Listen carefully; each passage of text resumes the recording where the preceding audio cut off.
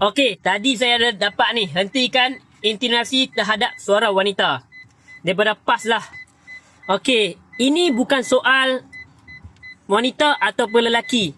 Tapi kita boleh semak balik apa yang dia sampaikan sebenarnya. Saya tak pasti kalau wanita PAS Pusat membenarkan benda ini dilakukan. Contoh, Perhimpunan Wanita PAS Pusat.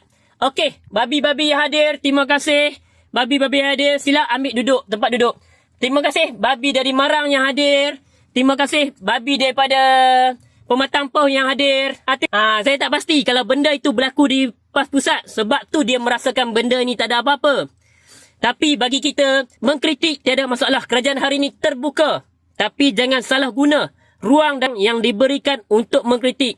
Kita ada adab, ada cara macam mana untuk mengkritik. Tapi pastikan adab dan nilai itu diangkat. Orang Melayu dihormati. Orang Melayu diangkat dengan tutur kata dia. Dengan sopan santun dia. Bukan cara macam ni yang kita nak tunjuk. Berbeza pandangan politik tu biasa.